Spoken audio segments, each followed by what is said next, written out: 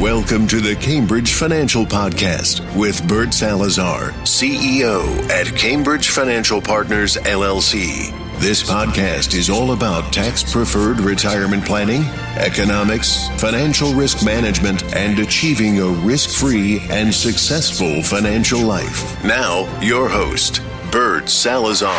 Bert Salazar. Bert Salazar.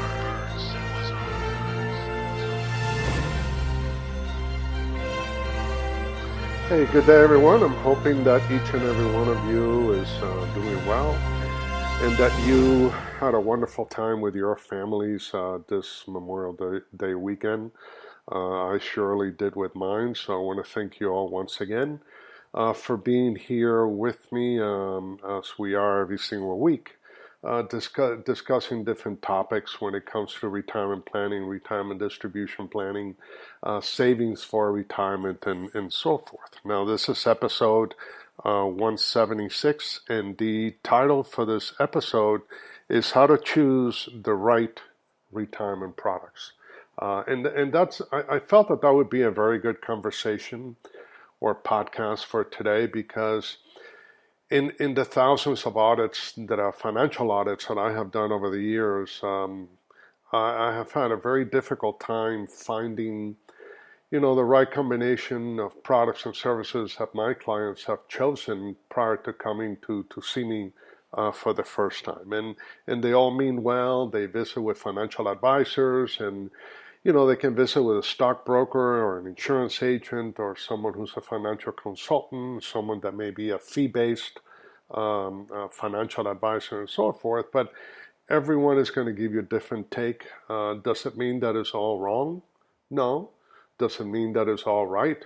Absolutely not. So what I want to do today is I want to share some ideas, because I was a financial advisor for many, many years. I've been in the industry now 35 years, but I was a financial advisor for about 33 of those 35 years. So it's important that I give you a little bit of feedback as to how it is that I view retirement distribution planning, and so forth. One thing that I can tell you, and this is a fact, is that the right process will outperform the right product every time. Let me repeat that again. The right process will outperform the right product every time.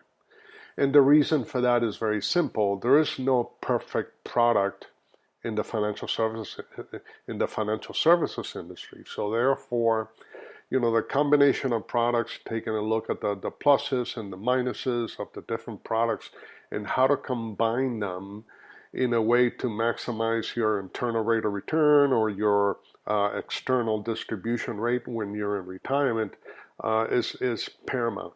But nevertheless, although doing a really good job in that area is going to help you tremendously as you move forward into your retirement years, nothing will outperform having the right process. And one of the biggest challenges that I always found when I visited with clients for the first time was that they had a number of different products. They had a portfolio, many a times made up of products that had very little correlation with one another. But the biggest flaw of everything that I saw over the last 35 years and that I have seen over the last 35 years in my practice is the lack of a plan and the lack of a process. And if you're able to work on the process, even by having average products, if you have the right process, chances are you're going to be very successful in your retirement life. So now, how do we get to choose the right products? And there are different ways that you can do it. The financial services industry for many, many years, has taught their advisors that, you need to sit down with a client, find out what it is that they want to accomplish, how much money do they have to set aside on a regular basis in order to meet their financial goals, what kind of risk tolerance are they willing to tolerate? Are they going to be conservative investors? Are they going to be moderate investors? Are they going to be aggressive investors? But the challenge is that retirement is not that simple. And by the way, when I said conservative, moderate, or aggressive, there are a number of offshoots. I mean, you could be moderately aggressive, or you could be conservatively moderate. So there are many different offshoots, so you can pick and choose, and depending on which financial software you're using, then your advisor is gonna help you identify whether you happen to be a conservative, moderate, or an aggressive investor. Now, the other challenge and the other flaw that I saw when I reviewed many of these financial plans that had been done by my predecessors prior to my engagement with a specific client was the fact that they feel that if you're conservative today, you're going to be conservative for the rest of your life. Or if you happen to be a young person today and you're aggressively investing in a portfolio, that you're going to remain aggressive for the rest of your life. And it doesn't work that way. Normally, as people get older, they kind of shy away from being extremely aggressive, and they become more and more conservative as time goes on. Another way to decipher what kind of products to own besides, your risk tolerance would be, well, are you looking for products or investments that are growth oriented? Or are they safety oriented? Or are they value oriented? And I don't have enough time to kind of walk you through what each and every one of those mean, but if you're in a growth investor, and if you're in a growth investment, that means that you want your assets to grow. If you're a value investor, you're looking at assets or companies that have not shown the potential for growth and that you would have in the normal market, but these are very solid enterprises where perhaps the price of the stock is undervalued for one reason or another. So a number of my clients, when I reviewed their portfolio, it showed that, they had chosen a percentage to be growth, a percentage to be value, and a percentage to be from a safety perspective. Now, there's nothing wrong with doing it that way either. So you could have someone who's conservative or moderate or aggressive that enjoys investing in valued companies or in growth-oriented companies, and there's nothing wrong with that. So it's just once again that retirement is not that simple. Now, for many years, I kind of followed the same pattern. And my apologies because I have a little bit of a cold today, so I may be coughing from time to time. But, for many years, probably for about 10 to 15 years, I kind of followed the same process that they taught each and every one of us when we went to work for financial institutions. But then years later, I kind of started thinking about, the outcome of these potential financial arrangements that I had put together for my clients or that other advisors had actually put together for my clients. And then I started to question myself, So one of the questions that I ask is, well, what to look for in retirement products? Well, there are a number of things that you have to kind of look at before you start choosing which retirement products are going to form part of a retirement portfolio. And these are questions that, although many advisors touch upon, but they don't really drill down from a business and or recommendation perspective. So if you're looking for retirement products to put together into a retirement portfolio, you need to start looking for inflation protection. You want to make certain that your assets inside that portfolio would, on an ongoing basis and normally, outperform inflation or stay ahead of inflation, because if you do that, then chances are you're going to be doing okay. You also need to look for products that provide certain tax protection. Tax is one of the major drawbacks to investments, because Uncle Sam always wants a piece of the action. So you have to make certain that you choose products for the long term that are going to provide certain tax protection. Account volatility is another major one.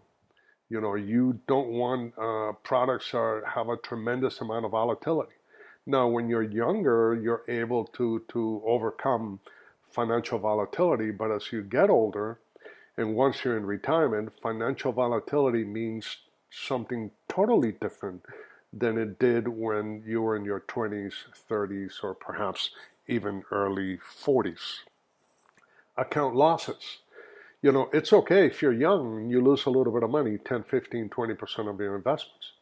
Because if you're not going to use those investments until you reach retirement age, you may be 30, 35 years away from retirement. So there's time on your side of the ledger in which you can afford to perhaps lose a little bit of money early on so you can make it up in a faster return or a bigger return down the line. But as you get older and you're running out of time, then obviously account losses could be ill timing for you from a business perspective.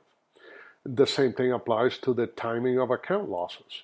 It's a different ball game when you lose money in your 40s and 50s than when you lose money in your account values in retirement, and you have no choice but to go into those accounts and start taking money out because you need to be able to maintain your standard of living, but your account value is not only losing value because of the fact that you are taking money out of those accounts for your lifestyle, but on top of that, the market is not performing accordingly, so you also have a double whammy because you also have account losses that are happening at the same time that you're taking money out of those accounts. And many a times, if that happens while you're in retirement, you're never going to be able to recover those account losses to the level that they were at prior to those losses occurring. Now, sadly, what I find is that most people only care about the account ROR, which is the rate of return, and that's not a way to put together a sound and financial proof retirement plan, because if you live by the return, you will die by the return. So that's something that's important for all of us to take a look at. Now, for the last, I would say 20 years or so, I've been making recommendations to my clients. Now, I do take into consideration the risk tolerance and growth versus value and so forth, but I have shifted the way that I make recommendations to my clients to go more from an accumulation versus a distribution type of product arrangement. And what do I mean by that? Well, you have probably heard other podcasts. I think I would say sometime last year in 2021 where I kind of talked about the difference between accumulation and distribution. And it's important that all of us and all of you that are getting closer and closer to retirement understand this. If you're not in retirement today, that means that you have been in accumulation mode all of your life. Because if you started working when you were in your 20s, you started to put money into your retirement plans, your 401ks, your IRAs, and so forth, you've been in the accumulation stage. So think of that as you were in the process of climbing a mountain. And let's call it a retirement mountain. So as you start to climb the mountain in your 20s, you want to get to the summit. The goal, you would say, well, what's the goal of every mountain climber? And everyone will say is, well, to get to the summit. And I would argue that that's half of the goal.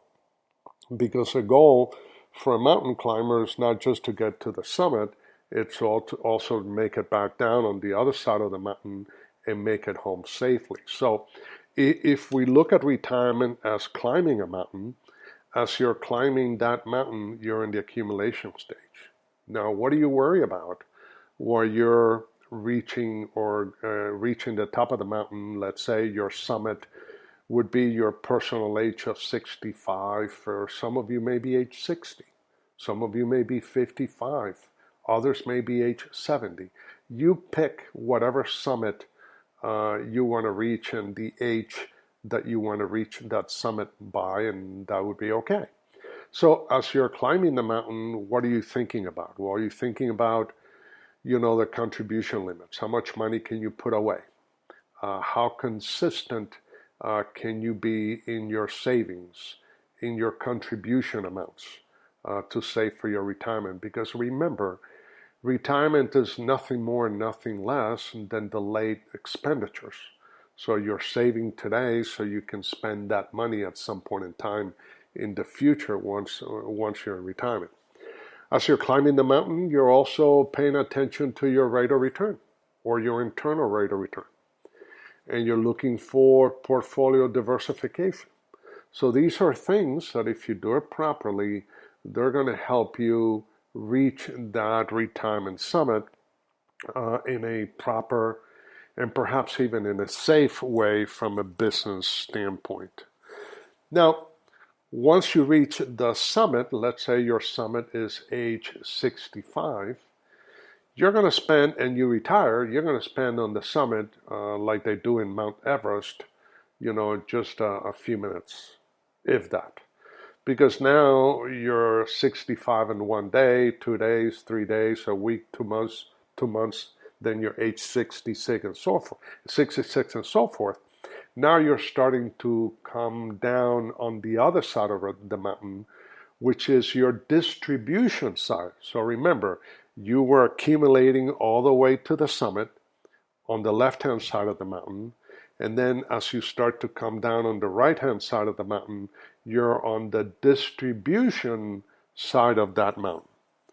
What people don't realize, because they don't pay enough attention to this, is that the rules of engagement totally changes, economically wise, when you go from accumulation to distribution.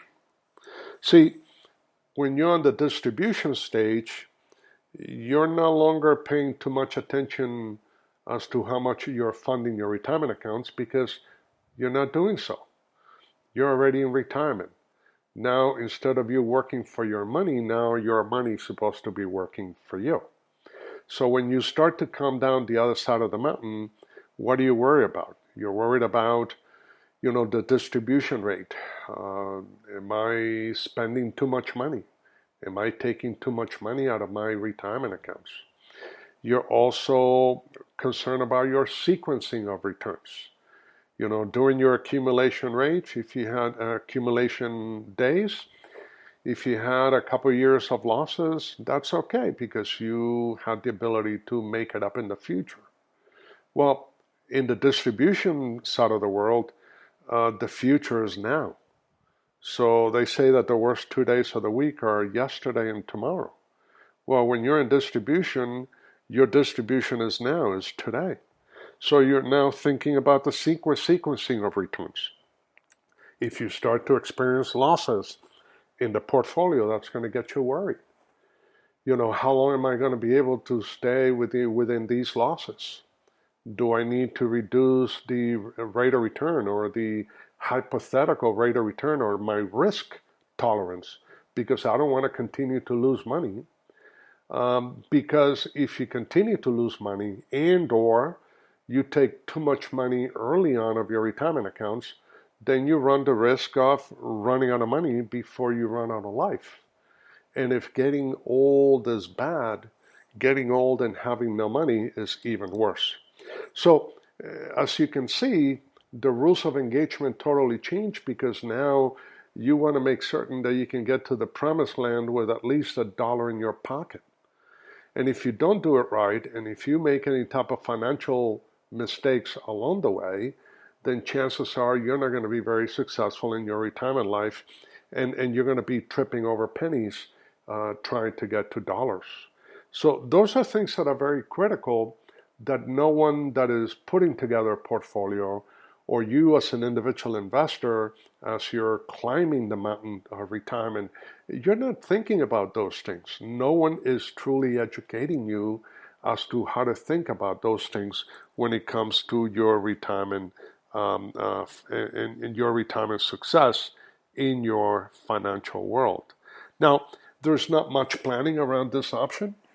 And that's really sad because a tremendous amount of planning should go into creating products that are suitable for accumulation and products that are suitable for distribution. Now, for instance, let's talk about specific products. IRAs and 401ks are good accumulation vehicles. Why? Well, simply because when you put money into an IRA or into a 401k, you put money on a pre-tax basis. That means that you're not paying taxes on the money that you contributed to the plan. So if you put $10,000 a year into your 401k, you do that on a pre-tax basis. You don't have to pay taxes on that money and then the net put away for retirement. Now, in a 401k or an IRA, the money also grows tax deferred. So you don't have to report any gains to Uncle Sam during your pre-retirement years. And then you also have the ability to diversify your risk. Inside a 401k or inside an IRA, you can pick and choose whether you want to be conservative, moderate, aggressive, whether you want growth versus value. What they don't give you is the option to choose accumulation versus distribution, because that is a tax planning and retirement strategist approach to accumulation and distribution. Is not part of any IRA or 401ks. Now, mutual funds, on the other hand, I would consider them to be average accumulation vehicles as opposed to good accumulation vehicles compared to IRAs and 401ks. And the question is, well, why? Well, traditional mutual funds have annual taxation as either ordinary income and or capital gains, so any dividends that the mutual fund company distributes to the shareholders of the mutual fund is going to be reported as ordinary income. You will be receiving a 1099 every year from the financial institution, as opposed to in an IRA or 401k where you don't receive any of that, so your money is actually growing tax deferred under the IRA and 401k scenario. In traditional mutual funds, you don't have the same enjoyment. So although you can grow your assets, you can diversify your assets, you could potentially make some really decent returns, you also have the susceptibility for losses, just like you would in your traditional IRA or 401k, based on your asset allocation portfolio. So I do call them an average accumulation vehicle, not a good accumulation vehicle. Now, shifting gears a little bit, when you look at other products like Roth IRAs, Roth 401ks, municipal bonds, and 7702 plans, which are cash value life insurance contracts, these are excellent distribution vehicles.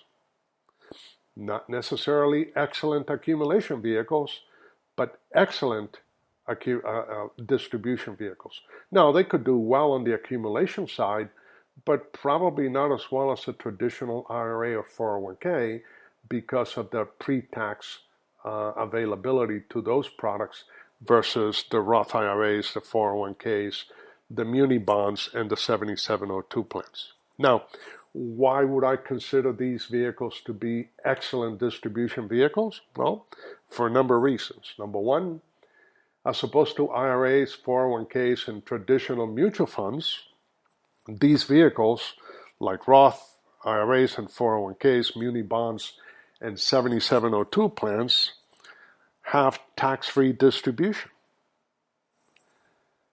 That's a major plus. And the reason for that is that most of us would agree that if I were to ask you, do you think that taxes in the future are going to be higher, lower, or the same as they are today? I would argue that unless you live in a different planet altogether, you would probably say that taxes are going to have to be a lot higher in the future than they are today. Well, if that is the case, I'd rather have a vehicle or a product that will disseminate income forming retirement on a tax-free basis as opposed to on a taxable basis. So these products are very, very good distribution vehicles. Now, another major plus of these products is that they have no negative impact on Social Security benefits, except, and let me just say this, except for municipal bonds. So be careful, because although municipal bond income is federal income tax free, it does get added on to the provisional income calculation to determine what percentage of your Social Security benefits will be taxable in retirement. So when it comes to retirement distribution planning, I want to have Roth IRAs, Roth 401ks, muni bonds up to a certain level, and 7702 plans every single day of the week. Now, another huge benefit of Roth IRAs, 401ks, Roth 401ks, muni bonds, and 7702 plans is that they have no negative impact on the Social Security benefits, as I just stated, but most important, they don't require a minimum distribution. So there are no RMDs assigned to them as they would normally be if you invest in an IRA or in a 401k, which basically means that at age 72, whether you need the money or not, you are being forced under the IRS code to take money out of IRAs and 401ks and your pensions in order to pay those taxes to the IRS, even if you don't need the money.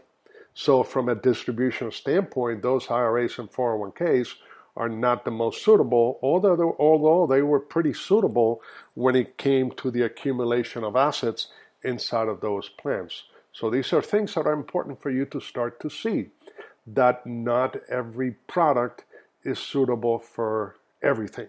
And most important, you need to start paying attention. You need to start paying attention to the accumulation versus distribution, because it will have either a negative or a positive impact on everything that you do from a retirement standpoint. So that's important.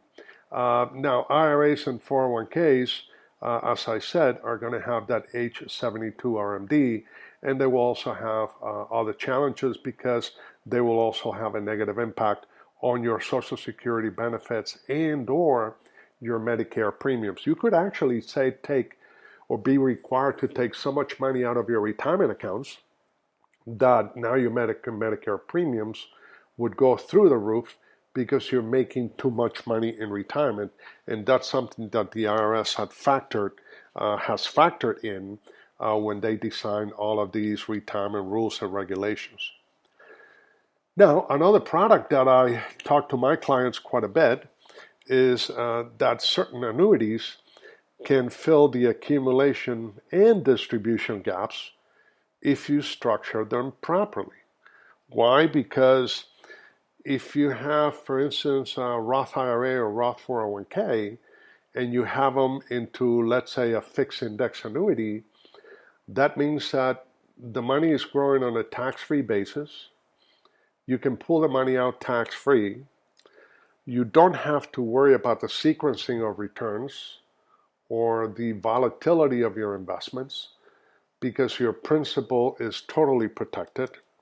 And you don't have to worry about running out of money before you run out of life, because a lot of these products, through the annuitization features of annuities, you can have an income for the rest of your life that you cannot outlive whatsoever. Many of these products also provide, if they happen to be non-qualified annuities, asset protection as well. So it really depends which type of annuity. Now, if you choose a regular annuity inside an IRA or a 401k, well, they're going to follow the same, rules of engagement as traditional accumulation vehicles, because they're pre-tax vehicles. But even though that's the case, you do have the ability to create guaranteed income for life out of those annuities inside those IRAs and 401ks, that you would not be able to do if you were using a traditional stock market investment chassis inside those portfolios. Now, real estate is an excellent accumulation and distribution vehicle as well. Now, here you may get a combo. Why? Well, you do have the tax deferred on the accumulation. So if you invest in a property and you don't sell the property, the increase in value of the property goes on a tax deferred basis.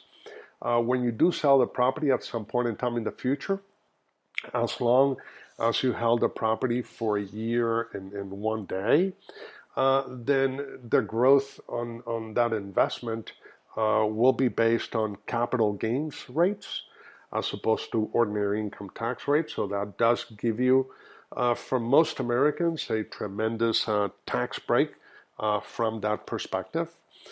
You can also, if you want to get rid of the property, but you want to invest the proceeds into another property, you do have the ability to do 1031 exchanges, and that require no taxation upon the sale of the first property.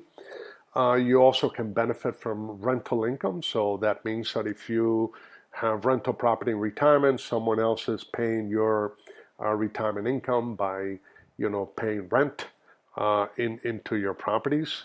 And then obviously you also have the ability to claim rental expenses that would offset income. You also have the ability to claim depreciation on real estate, which is something that you cannot do in your traditional IRAs and 401ks and Roth IRAs, Roth 401ks, 7702s, and so forth. So at the end of the day, there are many different ways that you can slice the retirement pie. But most important, I think it would be apropos for each and every one of you to kind of start taking look at your finances, and your retirement plan, and start splitting your annual retirement contributions. If you still are in the accumulation stage, start splitting those annual contributions between accumulation and distribution. So what do I mean by that? Well, let's say that you're 40 years of age, you're going to retire at age 65. That's going to be your retirement summit when you're going to reach that top of the mountain. So you do have the ability to say, okay, if I'm going to put, $10,000 away into my retirement plan every single year, maybe I'm going to do a 50-50 split. I'm going to put $5,000 in a traditional 401k, and I'm going to put the other $5,000 into a Roth 401k. Or if you're going to do contributions to an IRA, split the two contributions. Take a portion, put it into a Roth, and put the other portion into a traditional IRA. Now, does it have to be a 50-50 split? No, not necessarily. I would argue that as you get closer and closer to retirement, and if you've never had the ability to put money away into a Roth IRA or Roth 401k, then you may want to accelerate those contributions. Because at the end of the day, you're going to have to pay taxes. In order for you to go into the Roth side of the house, you're going to have to pay taxes up front. And the challenge for Americans is that we don't like pain, so we like to delay pain as much as possible. Although it's going to be a lot more painful in the future than it is today, most of you don't think the right way, and you're saying, well, I'd rather delay the pain today, and I'll deal with it when I come across it at some point in time in the future, which is not the way that you should be handling these retirement decisions, not only for you, but also for your family. So it's important that you have a clear understanding, how accumulation products work, how distribution products work, and how to marry both in order to maximize that internal rate of return and that retirement success for you and your family. So for those of you that may want to reach out to me, please send me an email.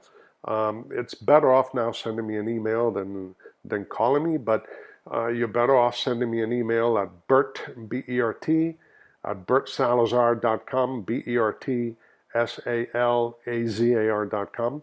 And for those of you that may want to call me, area code 786 EP176 1042. Always remember that my goal for you and for your family is to kind of help you change the way that you see things, because when you change the way that you see things, the things that you see change. So once again, thanks very much for giving me a few minutes of your time, and I'll talk to you soon. Take care.